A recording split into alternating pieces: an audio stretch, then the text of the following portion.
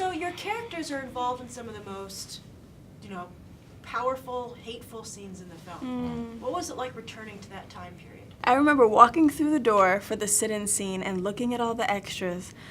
Everyone's in costume. There are cameras around. We know it's make-believe.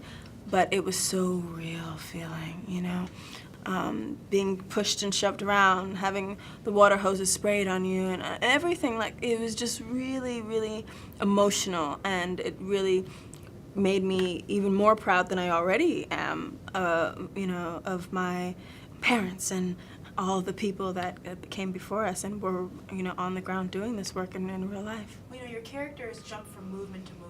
Freedom Riders, Black Panthers.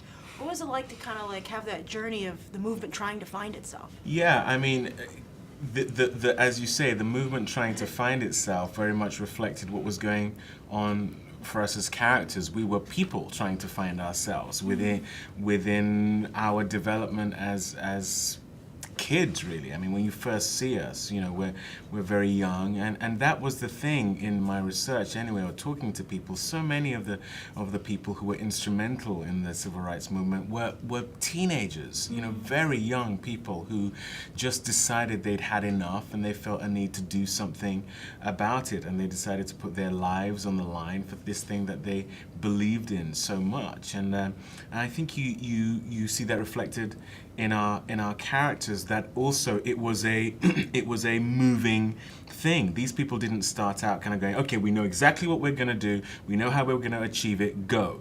We start out with the sit-ins and then the freedom rides, all with a view of injustice being addressed from that point of view. But then for a lot of people, when giants of the civil rights movement were dying, whether it was JFK or King, these were moments of huge confusion of, so what do we do now? They're killing our leaders. Can we remain in a non-violent movement? How can we remain non-violent when people are dying? And so you literally see us going through that journey personally, and I think that's really important, because when young people especially look at the civil rights movement, they just see icons like King or JFK or Malcolm X. They don't see what it was like on the ground, and you very much see that played out with our characters. Well, speaking of young people, today a lot of them aren't even aware of any problems with racism.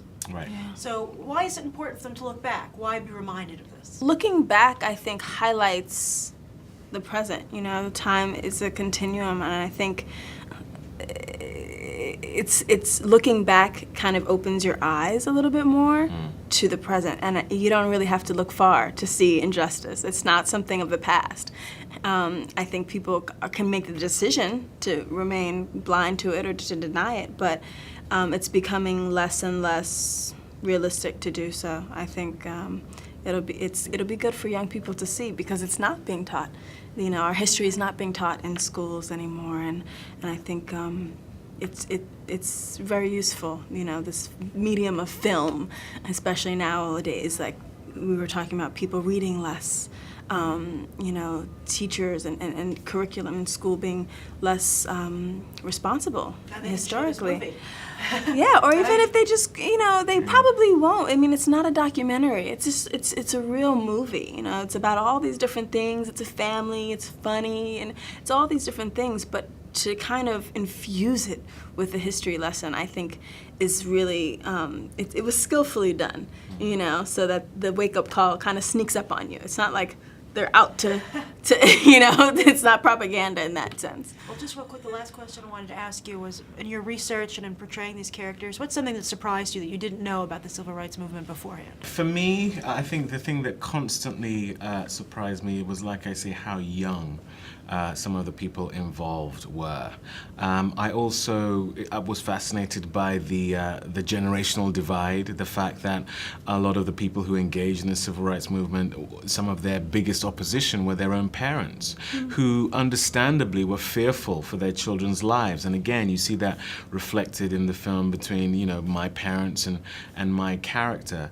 And so it wasn't just the injustice of what was happening in the nation by way of racism, it was the conflict within families and the challenge of going, you know what, the actions I'm taking right now may ostracize me from my family. And that, again, it typifies just how brave and selfless it was for some people who genuinely were prepared to put their lives on the line for the freedoms that we now enjoy and take for granted, in a sense. So that was something that I was perpetually confronted by. And then, you know, some of the things we had to act out, the hosing, the sit-ins, the freedom bus, and just getting to have a glimpse into some of the things these people went through and did it anyway, was kind of extraordinary.